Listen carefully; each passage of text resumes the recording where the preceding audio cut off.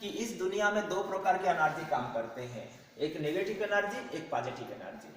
तो जो मनुष्य पॉजिटिव एनर्जी के अंदर रहते हैं वो ना चाहते हुए भी अच्छे काम करते हैं, अच्छे कर्म करते हैं, और जो लोग नेगेटिव एनर्जी के अंदर रहते हैं वो ना चाहते हुए भी गलत काम करते हैं।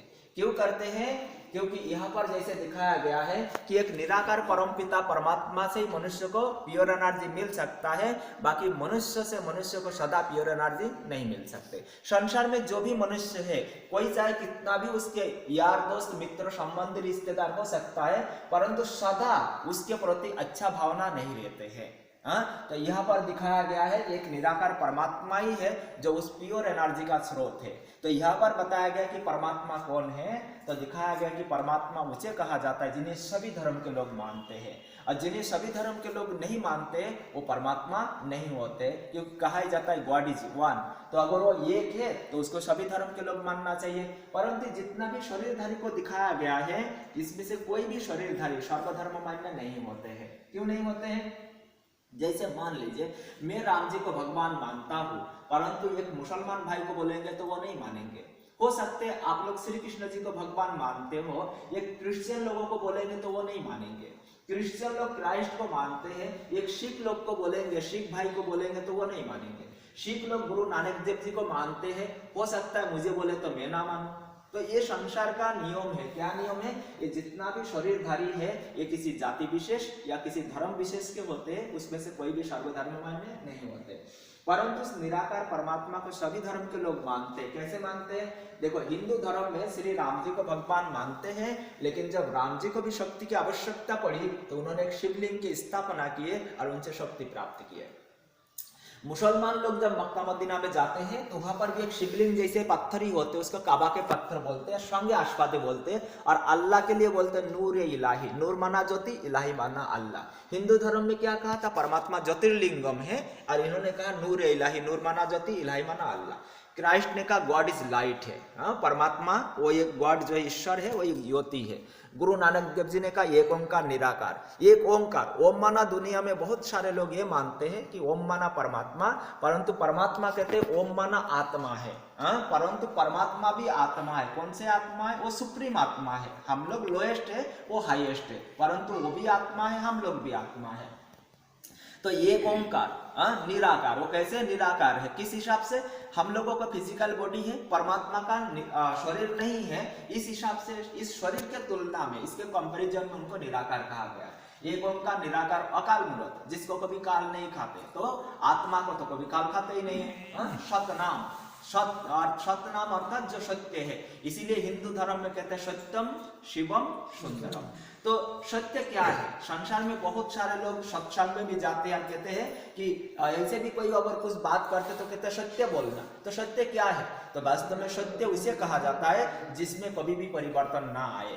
तो जैसे मैं अभी जो भी मेरा नाम है, तो मैं चाहूँ या ना चाहूँ, इस शरीर में हमेशा परिवर्तन आता रहेगा। इसीलिए शरीर को क्या कहते हैं? झूठी माया, झूठी काया, झूठा सारा संसार। तो ये सारी चीजें परिवर्तित होती रहती है, इसीलिए इसको कहा जाता है झूठी। परंतु जो परमात्मा, इसमें कोई परिवर्तन नहीं आते। क्यों? क्योंकि वो अजन्मा होने के नाते उनके अंदर कभी कोई परिवर्तन नहीं आते, वो सदा एवर प्योर रहते हैं।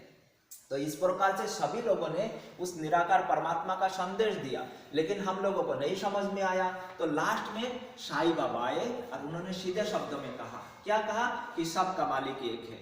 तो जब उन्होंने कहा कि सबका मालिक एक है, तो उनको तो मालिक दिखाई दे रहे थे, लेकिन हम लोगों को मालिक नहीं दिखाई दिया।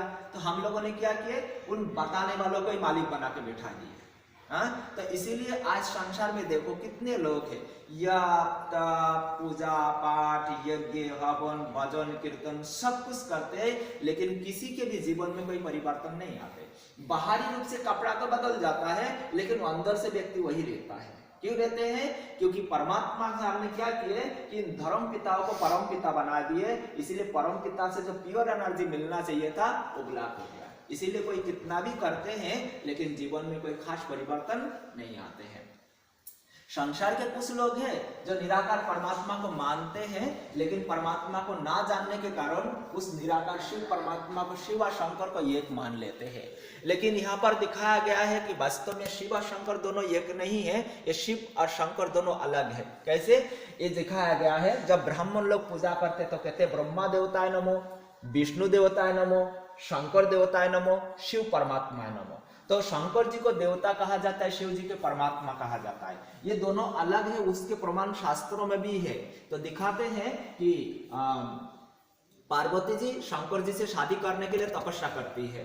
तो अब उसके बाद जब शंकर जी वहां प्रकट होते हैं तो उनके सामने प्रस्ताव रखते हैं कि मुझे आपसे शादी करना है। तो शंकर जी क्या कहते हैं कि पहले तुम 16 सोमवार करो। तो थोड़ा सा सोचने के बात है, अगर कोई लड़के को कोई लड़की प्रपोज करते हैं और लड़के को लड़की पसंद है तो ये थोड़ी बोलेंगे भाई मेरे तपस्या करो। पर उन्होंने क्यों कहा, उन्होंने इसीलिए कहा भाई मैं तो राजी हूँ, लेकिन मेरे बाप को भी तो राजी कर लो। इसीलिए आज भी लोग 16 सोमवार करते हैं। तो ये सारी बातें दर्शाते हैं कि शिव और शंकर दोनों अलग है। लेकिन शिव जी के इस धरती पर आने का समय कौन सा है, तो उसके लिए देखिए ये नाम रखा है पशुपतिनाथ।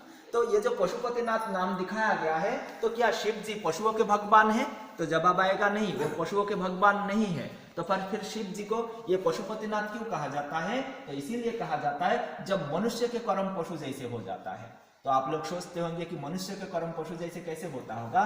तो देखिए एक पशु क्या करता है, अपने जीवन यापन करते हैं, उसमें बच्चा पैदा करते हैं। जब बच्चे छोटे होते हैं तो उसके देखभाल करते हैं। उसमें से कुछ बच्चों को बचा पाता है, कुछ को नहीं बचा पाता है, और बड़े होते एक दिन मर जाते हैं। एक इंसान क्या करते, पढ़े लिख के बड़े होते हैं, शादी ब्याह करते हैं, बच्चा पैदा करते हैं, उसमें से कुछ को बचा पाता है, कुछ नहीं बचा पाता है, बड़े होते एक दिन मर जाते हैं। तो दोनों के कर्म में कोई खास अंतर नहीं होता है। तो जब संसार के ऐसे स्थिति हो जाता है तो वो निराकार परमपिता शिव परमात्मा इस सृष्टि पर आते हैं और इस सृष्टि पर आके क्या करते हैं, मनुष्य को ऐसे श्रेष्ठ कर्म करना सिखलाते हैं जिससे पशु तुल्य से देव तुल्य बन जाते हैं। तो अभी संसार का जो स्थिति है ठीक उसी रीति का है कि मनुष्य के कर्म में और पशु के कर्म में कोई खास अंतर नहीं रह गया है। तो ऐसे समय में स्वयं निराकार परमपिता परमात्मा आके क्या कर रहे हैं, ये शिवरात्रि दिखाया गया है।